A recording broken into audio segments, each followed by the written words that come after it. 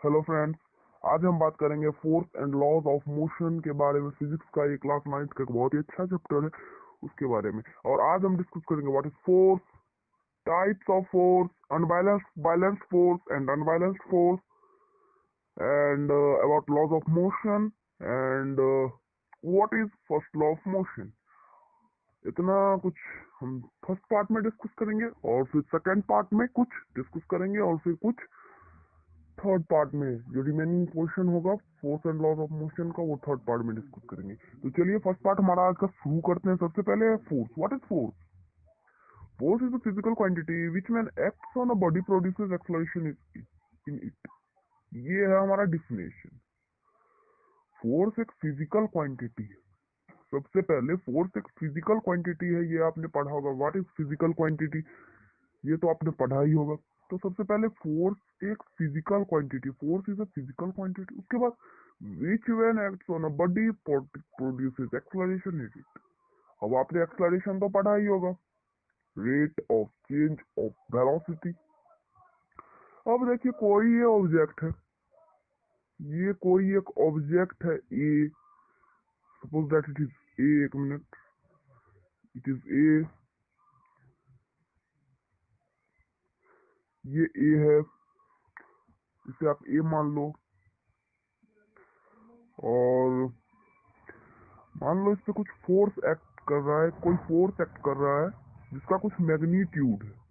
कोई एक force act कर रहा है इस पे जिसका कुछ ना कुछ तो मैग्नीट्यूड होगा। एक फोर्स इस पे एक्ट कर रहा है।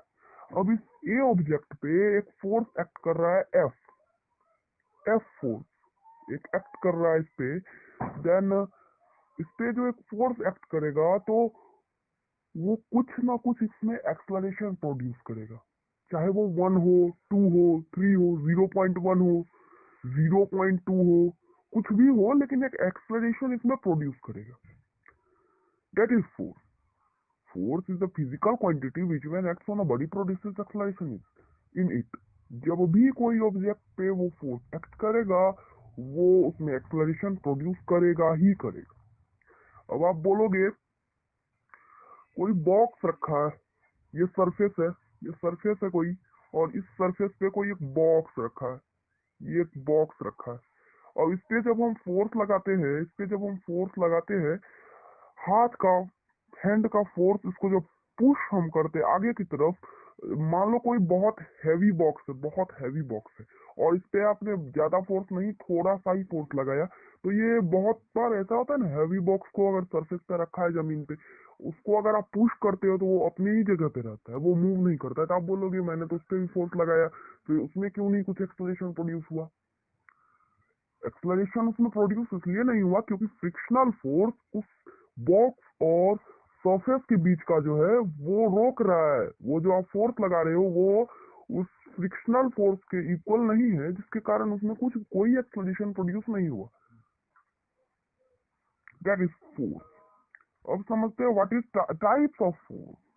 There are two types of force, that is balance force and unbalanced force. What is balance force and what is unbalanced force? Balance force. When the net force acting on an object is zero, then balance force acts on it. Suppose that it is a object. मान लो ये एक object है, कोई object है,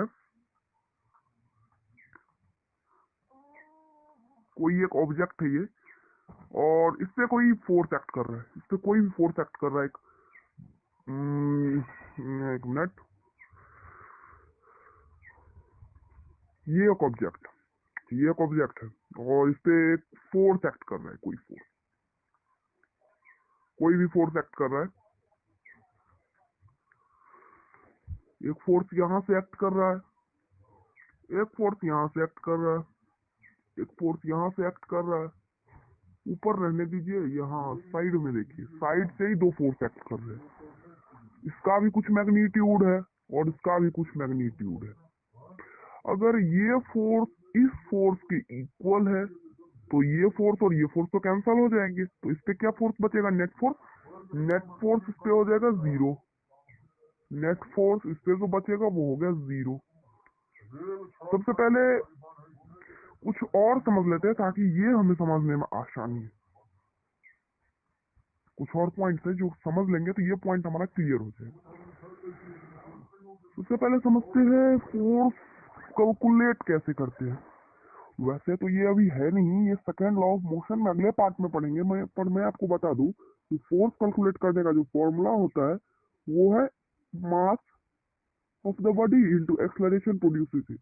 जितना body का मास है और उसमें जितना एक्सेलरेशन प्रोड्यूस हुआ, उन दोनों का जो प्रोडक्ट होगा वो होगा फोर्स। जितना फोर्स एक्ट होगा उस पर, वो उसके मास, उस ऑब्जेक्ट के मास, और जितना एक्सेलरेशन उसमें प्रोड्यूस होगा उसका प्रोडक्ट हो। फोर्स का ये फॉर्मूला होता है एसआई यूनिट। एसआई यूनिट अब हमें पता है, डिराइव करते हैं। अब हमें पता है force is equal to mass into acceleration. तो मास का यूनिट हो गया केजी और एक्सेलरेशन का यूनिट हो गया मीटर पर सेकंड स्क्वायर। मीटर पर सेकंड स्क्वायर।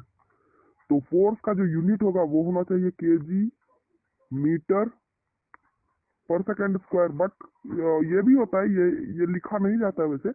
फोर्स को न्यूटन में मेजर किया जाता है, न्यूटन। कोई ऑब्जेक्ट का मान लो अगर मास है, कोई ऑब्जेक्ट है, कोई ऑब्जेक्ट है जिसका मास अगर है 2 kg, और उस पे एक्सलरेशन, उसमें जब एक फोर्स एक्ट किया तो उसमें जो एक्सलरेशन प्रोड्यूस हो गया वो भी है 2 मीटर पर सेकंड स्क्वायर। 2 मीटर पर सेकंड स्क्वायर। तो इससे फोर्स कितना होगा? फोर्स होगा 2 इंटू 2 मीन्स 4 kg मीटर पर सेकंड स्क्वायर लिखो। kg मीटर पर सेकंड स्क्वायर आप लिखो, या फिर 4 न्यूटन लिखो, बात इक्वल है। यानी कि kg मीटर, यानी कि बताता हूँ,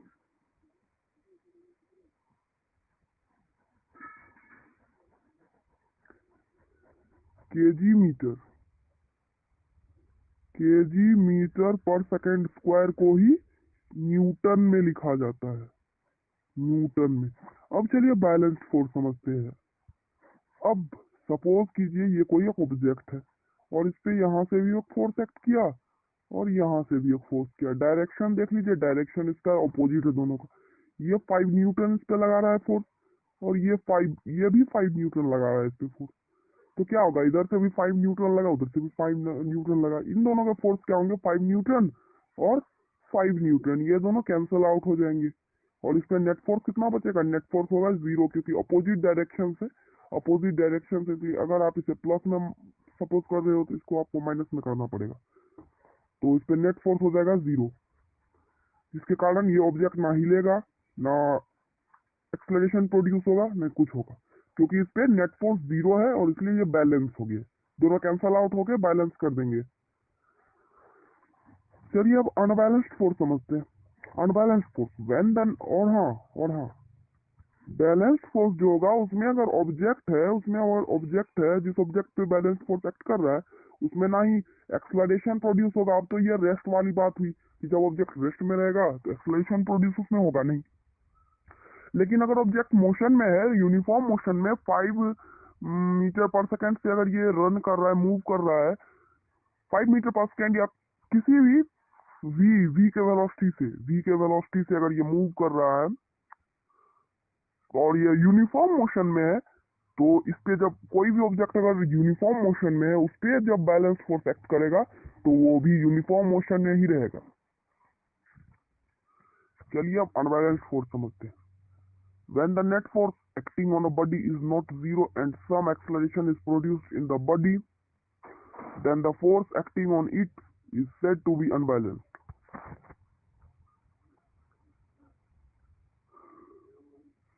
वही बात, ये अगर कोई एक ऑब्जेक्ट है, ये अगर एक ऑब्जेक्ट है और इस पे यहाँ से एक फोर्स एक्ट कर रहा है और यहाँ से एक फोर्स एक्ट कर रहा है। मैंने बताया था बैलेंस फोर्स में ये भी 5 न्यूटन है, ये भी 5 न्यूटन है। 5 न्यूटन या 50 न्यूटन, 100 न्यूटन, 2000 न्यूटन, कुछ भी रहे, बट मैंने बताया था एग्जांपल देके, ये 5 न्यूटन, ये 5 न्यूटन, दोनों कैंसल आउट हो गए और इस पे जो नेट फोर्स एक्टिंग हो रहा है वो 0 है, जिसके कारण इस पे ना ही कोई एक्सलरेशन प्रोड्यूस होगा, कुछ भी नहीं होगा, कोई मोशन नहीं होगा। और अगर यूनिफॉर्म मोशन में है तो वो यूनिफॉर्म में ही रहेगा, उसमें कोई एक्सलरेशन प्रोड्यूस ही नहीं होगा। चलिए अब अनबैलेंस्ड फोर्स क्या था, अनबैलेंस्ड भी वही है, बस उसमें नोट लग गया और कुछ भी नहीं। यहाँ से एक फोर्स एक्ट कर रहा है,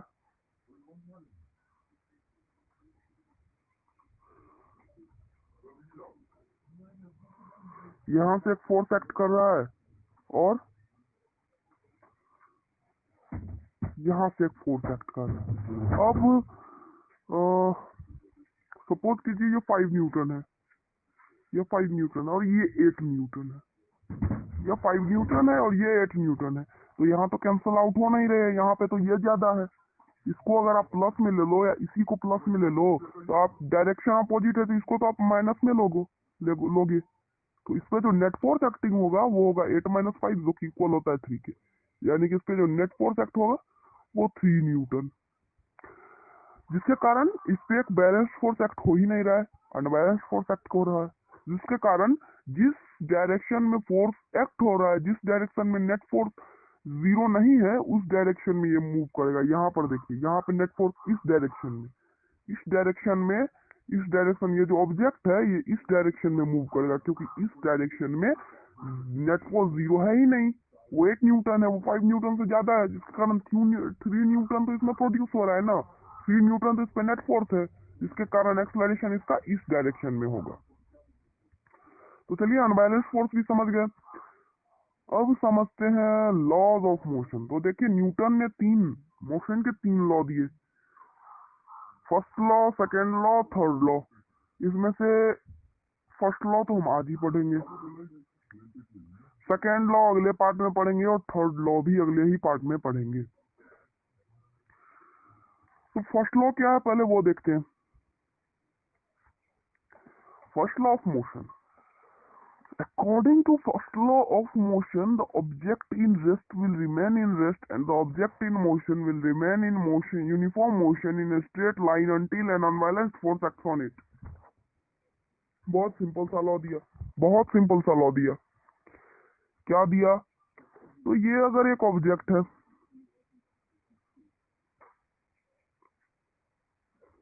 ये अगर एक ऑब्जेक्ट है, कुछ भी मास हो, कुछ भी वेट हो, कुछ भी हो, उससे हमें मतलब नहीं है, बस ये एक ऑब्जेक्ट है। बस ये देखिए, ये एक ऑब्जेक्ट है। ये अगर एक ऑब्जेक्ट है तो ये रेस्ट में है, ये रेस्ट में है, ये मोशन में है ही नहीं। पहले रेस्ट वाली बात मैं समझा देता हूँ, ये रेस्ट में है। अब अगर ये रेस्ट में है तो जब तक इस पे कोई अनबैलेंस्ड फोर्स, मैंने आपको अभी भी बताया बैलेंस्ड फोर्स क्या होता है, मैंने आपको अभी भी बताया बैलेंस्ड फोर्सेस, कि जब भी उस पे बैलेंस्ड फोर्स होता है तो वो उसका नेट फोर्स जीरो होता है, जिसके कारण वो मूव नहीं करता है। अब यहाँ पे यही बोल रहा है कि अगर उस पे net force equal to zero है, यानी कि ऑब्जेक्ट रेस्ट में ही रहेगा जब तक उस पे, और जो यूनिफॉर्म मोशन में है, सपोज दैट ये ऑब्जेक्ट अगर यूनिफॉर्म, ये ऑब्जेक्ट है और अगर ये यूनिफॉर्म मोशन में मूव कर रहा है, यूनिफॉर्म मोशन में मूव कर रहा है, कुछ इसका स्पीड है उसी स्पीड से मूव कर रहा है, यूनिफॉर्म मोशन में कांस्टेंट स्पीड से मूव कर रहा है, तो वो जिस स्पीड से कर रहा है उसी स्पीड से करेगा। और एक स्ट्रेट लाइन में, जिस डायरेक्शन में, उस डायरेक्शन में सर्कुलर में है तो सर्कुलर में करेगा नहीं, सर्कुलर में करेगा नहीं, वो स्ट्रेट लाइन में करते रह जाएगा। जैसे ये ऑब्जेक्ट है, ये अगर ऐसे है, कुछ स्पीड के साथ ये मूव कर रहा है, कुछ स्पीड के साथ, और इसमें एक्सलरेशन कुछ भी प्रोड्यूस हो रहा हो, लेकिन जब इस पर फोर्स एक्ट नहीं करेगा, फोर्स एक्ट ही नहीं करेगा, तो ये अगर मूव कर रहा है तो ये एक यूनिफॉर्म स्पीड से, फोर्स इस पे जब एक्ट नहीं करेगा, फोर्स मीन्स अनबैलेंस्ड फोर्स, जब तक इस पे एक्ट नहीं करेगा तो उस यूनिफॉर्म स्पीड से, उस कांस्टेंट स्पीड में वो स्ट्रेट लाइन में, एक स्ट्रेट लाइन में ये मूव करेगा, ना कि जिस डायरेक्शन में है उस डायरेक्शन, स्ट्रेट लाइन में मूव करेगा। ये आप ध्यान रखिएगा, यूनिफॉर्म मोशन से उसी स्ट्रेट लाइन में मूव करेगा।